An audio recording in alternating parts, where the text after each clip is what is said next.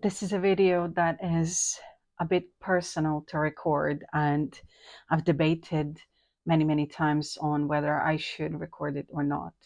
It is about my decision to end my marriage and how I knew it was time, that it was over, how I could recognize whether it was my ego or my intuition telling me it is time to end it. I remember vividly one conversation that we had, and it was about, we were having a conversation, and he was saying, give me another chance, let's do couples therapy one more time, um, let's try, and things will change because I really want to work on it. And then I sat down and I had my notebook, and I really did pros and cons for both. I should give another chance, or it is done. And I kept writing and writing and writing because I really didn't want. It was a big decision. It is a big decision to make when you're thinking to yourself, "Oh, I'm going to get divorced," or "This is it. Um, we're done." It is a big decision to make, and I did not want to take it lightly, especially because we have a kid together. And I remember writing that list. And also, I remember what I was feeling at the time. And even though I was writing that list deep down inside within myself, I knew I had no capacity to be disappointed again.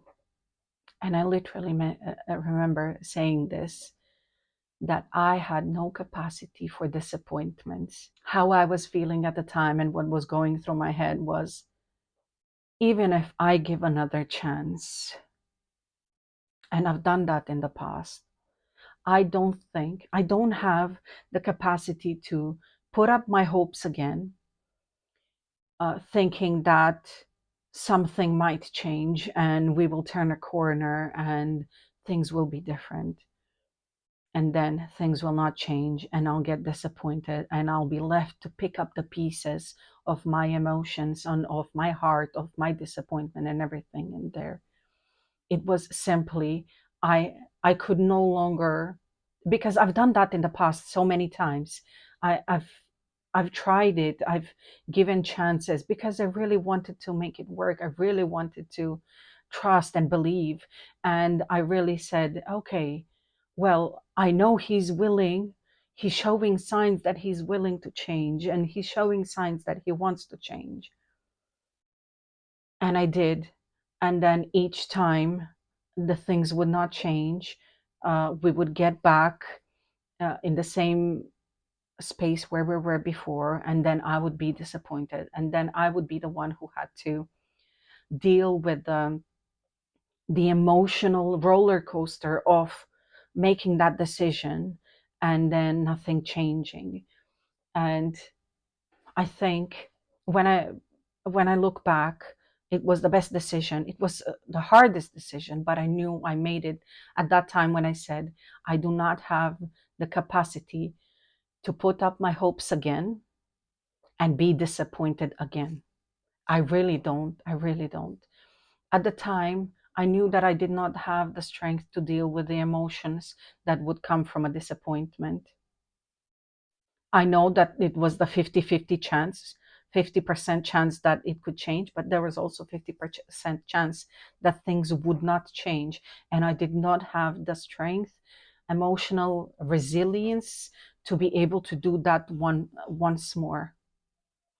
And it's not just about dealing with the disappointment of, oh, he said he's going to change. He said he's going to do something differently. Dealing with the disappointment of that, it wasn't just that, it was also disappointment within myself. And I think uh, once you give someone a chance and they say they're going to change and it doesn't, it's that the guilt, the shame, disappointment with yourself, the anger you feel with yourself, that, Oh, I believed it. I believed it. I believed that something would change. I believed, I put my hopes up, and I allowed myself to be tricked again. How many times, you know that saying, shame on me if you fool me, shame on you if you fool me once, shame on me if you fool me twice.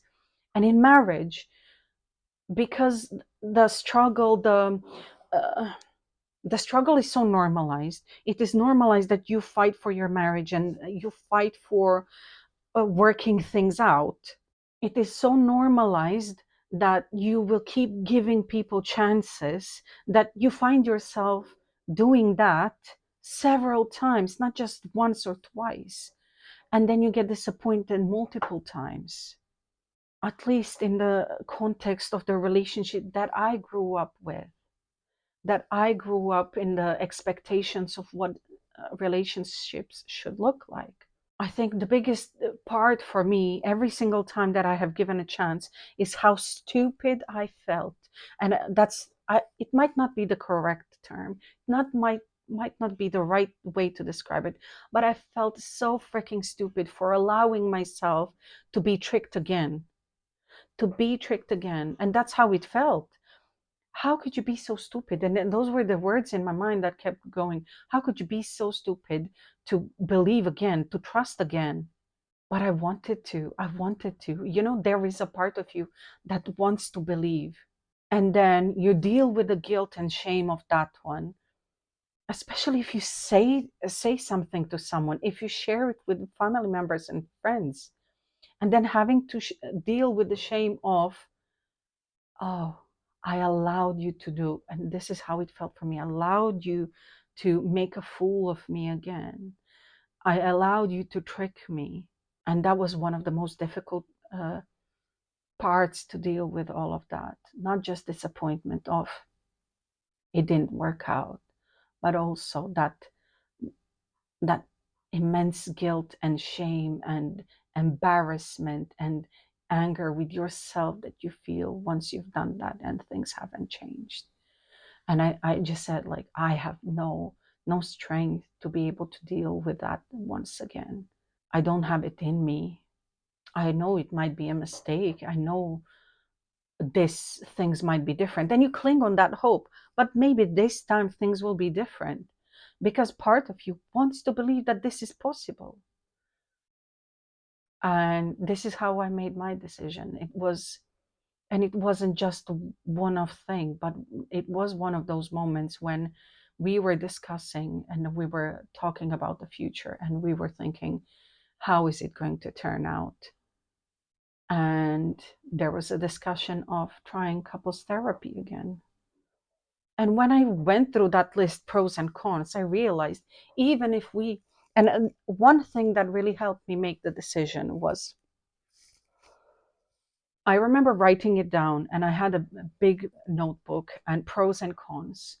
If we try, if we don't try.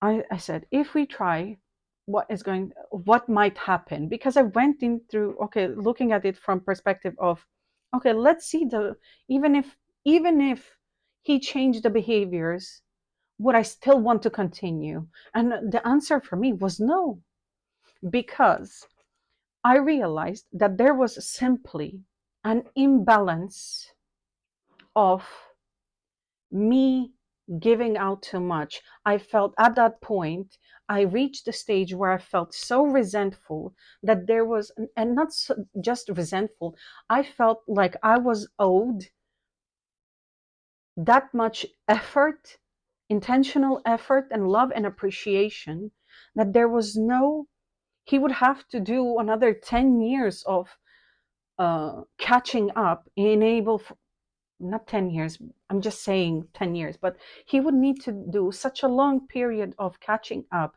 and compensating and uh, compensating for that lack of attention and effort and uh, work that he put in our relationship, for me to be able to feel like, oh, it felt like equal. I feel equally compensated, because up to that point I kept giving. I felt like I kept giving and giving and waiting and waiting.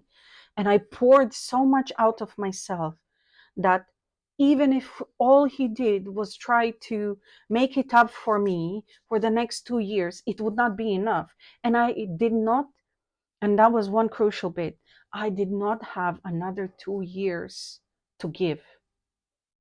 I felt like at that point, I have given up so many years of my life waiting for things to change that I could no longer give another year, another 2 years to wait for something to change. And that was like a really big point for me, where what made me realize that where it is done, I do not have the capacity to wait for more, to allow him to catch up with it, to wait for him to do something about it, to even out the score. Because at the point, and it might not be the right way to think about it, but it felt that way, like the score wasn't even. I felt like I poured out so much that I would need to wait for him to pour back in, and I could no longer wait for that. And that's what made helped me make a decision. And I know it's not going to be like that for everyone, but it was something that was weighing very heavily on my mind, as when I was thinking about it, and I was thinking through from a perspective of, is this ego or intuition? And my intuition was simply telling me I had no longer, and not I no longer had the capacity for that. I think this is very individual in terms of energetics, and how much energy do you have, and whether you have the bandwidth to be able to go through that. I was simply at the point where I could no longer, I had nothing left to give. So, yeah, if you have any questions, please do ask.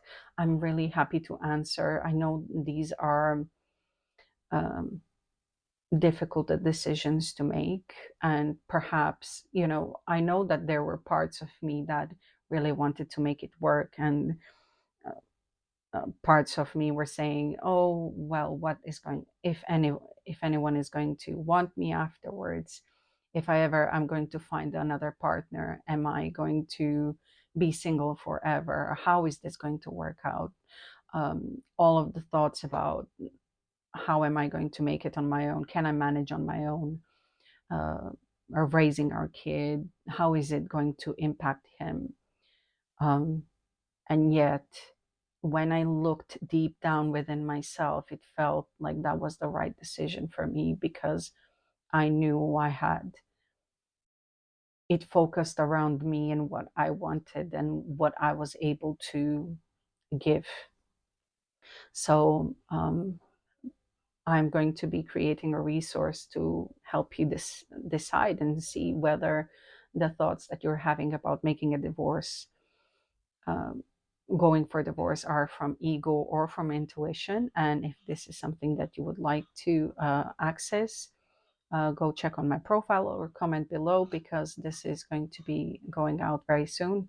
And if you have any questions about this, please do let me know, comment, find me on my social media channels, on TikTok, on Instagram, if you want to send me a DM, or leave a comment below. Bye.